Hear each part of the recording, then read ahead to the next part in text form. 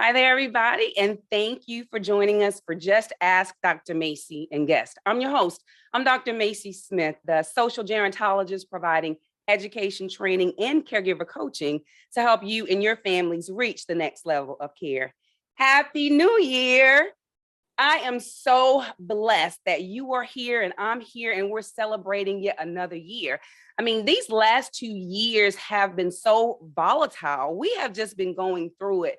But by the grace of God, we are here. And I am so thankful to be having this open conversation with you today, something a little different from what I usually do. But I wanted the first video of the new year to be just an open, candid conversation about things that have been bugging me over this past year. And I'm talking 2021 and 2020, because it seems like 2021, I think we only had half a year. For some reason, I just don't think we had a full year, but there are some things that I just want to talk about. But because I have an affinity for the older population and I'm just enamored by anything that involves them, sometimes my perception may be a little tainted. So I invited someone to join me on the platform today just to help me break some things down related to the aging population, not related to the aging population. I just want to talk about some stuff. And I wanted to bring somebody on who has an innate ability to creatively add insight just on things that are happening in the world today. So I'm going to tell you, I am bringing up my homeboy, Comedian Jake Staley. So Jake is a hometown favorite, and I'm talking South Carolina hometown, but he actually has a national footprint. So Comedian Jake Staley has opened up for some of the greats, and I'm talking about George Wilborn, Tony Rock, John Witherspoon, Bruce, and the list goes on and on and on. So we're getting ready to break some stuff down, but we also gonna have a good time. So welcome my old friend and your new friend, Comedian Jake Staley. Jake, come on over here and join us on the platform today. Hey, here I go. I wasn't late. I wasn't late. I almost was late. You wasn't late, but let me tell you something, Jake. You know you over there looking like the deacon, the pastor. Brian Gumble. I was going for the Brian Gumble look. Look, you coming on here like you getting ready to read some folk about some stuff. And look, I'm all for it because I talk all the time, and people get tired of hearing me talk, and I already know what she gonna say, and I know how she feel about that. So I'm gonna spice it up today because there's some things that we need to discuss, and I felt that you were the perfect person to join me, right? And I'm gonna tell you why. See, some people think I'm a comedian. Well, they actually say I should be a comedian. But I shoot that down because Jake, I'm funny because I ain't supposed to be funny. I'm a gerontologist. Do you know what a gerontologist is? No, I don't know what that is. Look, so the average person does not know what that is. I specialize in working with the aging population, seniors, our grandmamas and them. Oh, okay. But not necessarily our grandmamas, because when you think of grandmamas back in the day, what age you used to think of? 75 and 80, something like that. Wearing the big long dresses with the flat shoes, with the white stockings on, and the curlers with the big curls in the head. And right. Some of them leave that curler right there on the side when they're in church. That's grandma. That's grandmama. Well, you do know that grandmamas, that ain't the definition of grandmamas no more. Them grandmamas that please don't say it like that. Look, because I'm somebody grandmama, and let me tell you, I only wear my flat shoes in the car. I'm tell you that because I got to be flat. But that's my population, right? And so I help families who are caring for seniors who may have dementia or who may not have dementia, or older adults who may just need some help understanding Medicare. And so I'm an advocate for them. I protect them. And so that's what I do. That's my specialty area. And I'm gonna tell you, Jake, so the last couple of years, can't even believe I'm saying that, since we've been in this pandemic, because we're still in the pandemic, I spent a lot of time online, just like everybody else. And I just been seeing some stuff that just kind of bothered me, right? One of the things, I'm gonna say one of the biggest things that bothered me is this whole movement. It's like the millennials and the Gen Zs, they got beef with the older population. All right, I know the millennial is, and we talked about this before, but a Gen Z, now what age range is that? Well, the way I look at it, the way anybody that was born after 2000. Them people didn't develop all the way. You gotta understand, those people is different. People born after 2000 didn't get what we got. Now, we got a whole lot more than they got. See, we had a lot of healing to do in the era we was born in, because our mamas beat us. We got beaten. We ain't call it spank, get popped, the spank, the I'm a take your video game with that. No, we didn't have no games. Hey, had this thing called OK Boomer. Like, that's like slighting the older population, like, okay, Boomer, like, you ain't where we at. I was a little bothered by that whole OK Boomer slight to the older population. Like, they don't have nothing to offer the Gen Zs. They don't have, like I said, Gen Zs are raising Gen Zs. So how in the world are they gonna have any sense? They don't have sense enough to know. Like, if you go outside and it's 40 degrees, they still got on little shorts in the wintertime. But if you look in the summertime, they got on hoodies every day. Like, what? I don't understand. Why you got a jacket on and it's 92 degrees outside? There's this other thing that I don't know if it's a major issue or not, but in South Carolina, there is a law now, not a bill, Jake, but a law, that if you driving slow in the fast lane, you get a ticket. Now, I felt some type of way about that, because I felt like that was geared toward the older adult population. Like, they don't want them driving on the highway. Definitely is aimed toward your career, your career, gerontologist. What you say you are? I'm a gerontologist. Gerontologist, whatever, however, I can't get it together. Now, I do understand that bill, a law. Which one is it? It's a law now. I understand the law.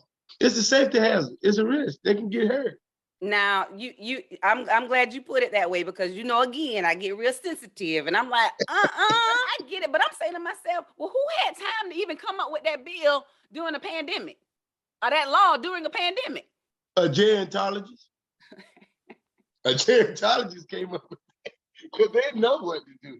You should have had your hand in that. Well, but I did not.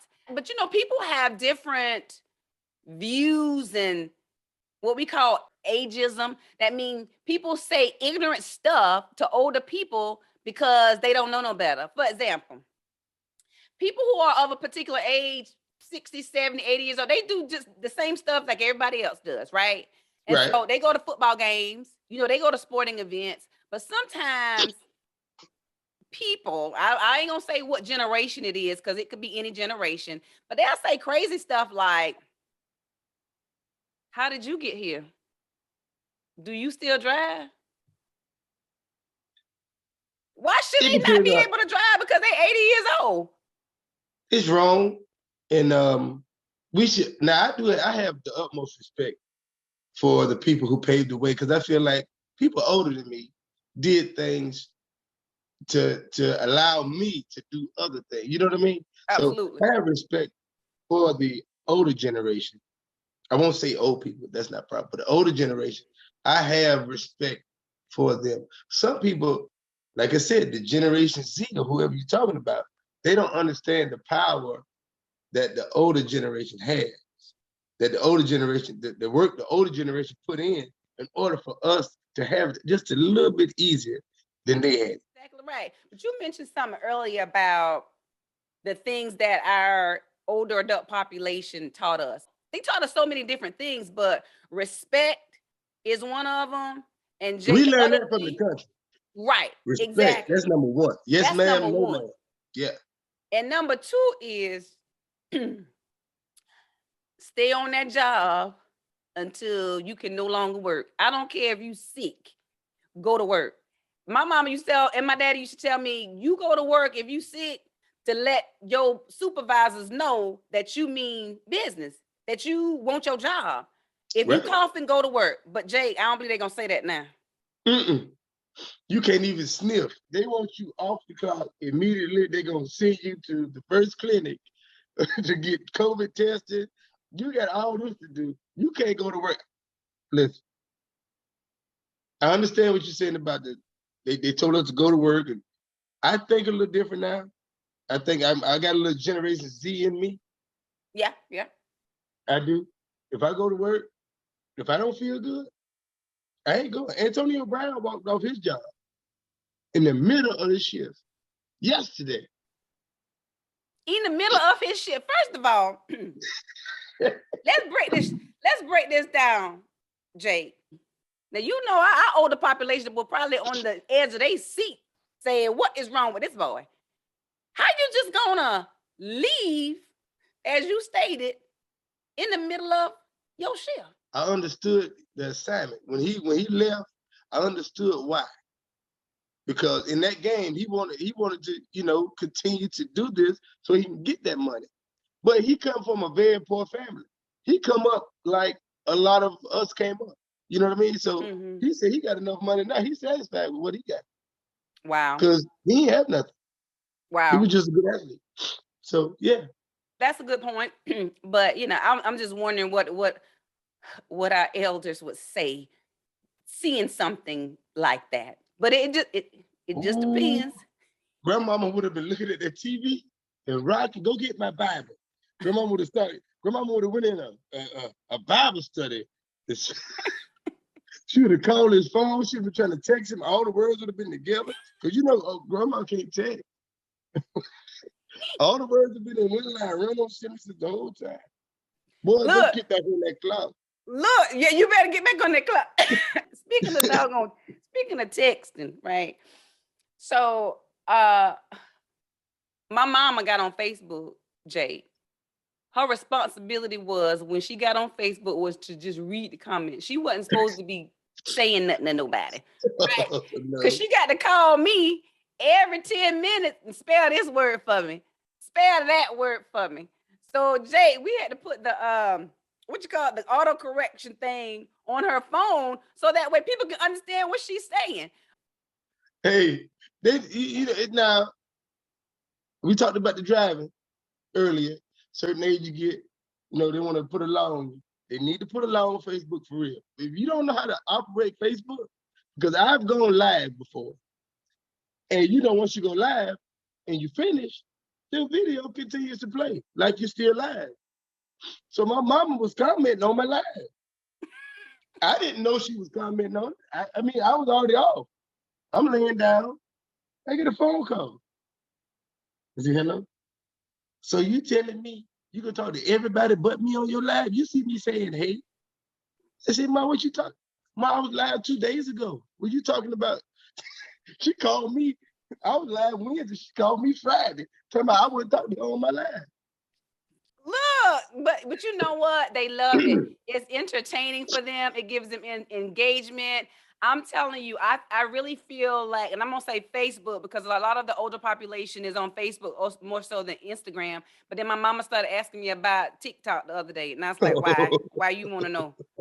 Why you want to know? I'm gonna have to teach you something else. Like, no, you stick with Facebook where you're comfortable, where you know how to operate it. That's your lane. But the social media has definitely been, I think, a blessing for our older adult population, showing them, keeping them engaged with the younger population. We call that intergenerational engagement. Now they're gonna use it to keep up with you, right? Oh, Like your yeah. mama said, why you can talk to everybody else but me? My mama will call me and tell me, so you going to such and such a place today? I saw it on the Facebook. What would you say as words of encouragement to our older population and people who are aging? Because as you know, Jake, if you live in, you're aging. So all of us are aging, and with blessings, we're going to reach the centennial age. You know what I mean? And so when I meet someone who's 100 years of age, I try not to say 100 years old anymore, 100 years of age, man, that's a blessing. You know, It is. and I look It and is. I say, I've lived less than half of my life. I still got way more than 50 more years to go. You know, how would you encourage our older population? People that understand my comedy are older people. I'm gonna say it like that. And that's what my focus is a lot on them. Veterans, grandmothers. I got jokes about all this kind of stuff, like growing up in my mom's house. Like, that's what my comedy is. So I generally lean toward talking to the older generation because they're a big part of us. Yeah. And to give them some words of encouragement is to keep your youth as long as you got it. If you feel good, you look good, you keep doing what you do. If you don't look that good, you feel good, you still keep doing what you do. You know, it's all about how you feel. Age is the number. If you 90 and you feel 90, then hey. But if you 90 and you feel 65, hey, you know what I mean? So age is just a number. I'm 36, and sometimes I feel 50, Right, 60. right. And some people get mad, be like, well, how 50 feel? I'm 50 years old. I'm like, well, I'm just saying, you know how 36 feel, right? Yeah, exactly. So age is just a number. Age is on that number. Keep doing what you're doing. You mentioned your comedy, and so fair warning to everybody. Now, so I want you to tell folks how to reach you, how to get in contact with you, where they can see your comedy. But here is a disclaimer. Mm-hmm. Comedian Jake Staley was rated G today, right?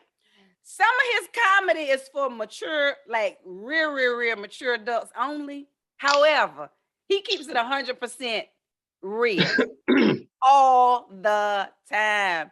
I Tell people love how they that can you get in said it. contact with you, Jake. I love how you said that. I'm gonna say this real quick. Now, my Christian church folk, I want to talk to y'all real quick, briefly. Listen to my comedy. It might be a little cussing, but y'all cuss sometimes too. Your husband, the pastor get on your nerve because he think he know everything. First lady, you know you don't cuss him out. It's okay.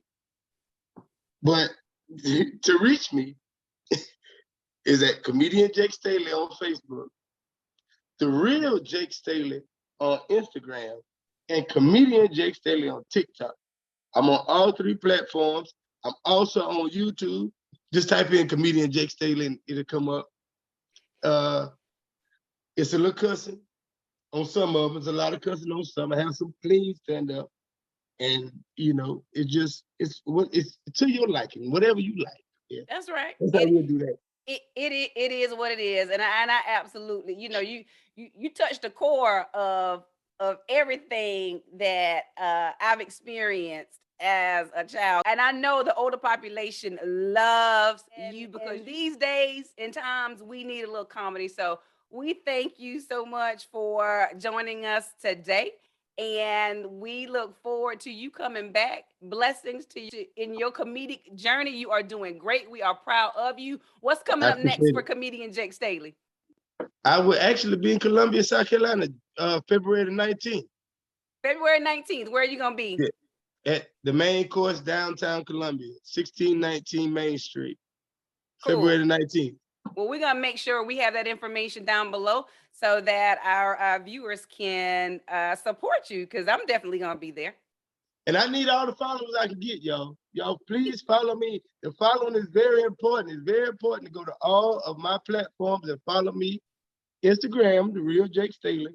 Facebook, Comedian Jake Staley. TikTok, Comedian Jake Staley. Thank you so much, Miss Macie, Dr. Macie Smith, for having me today. Well, you all have a good day, and we'll see you next time. And Happy New Year.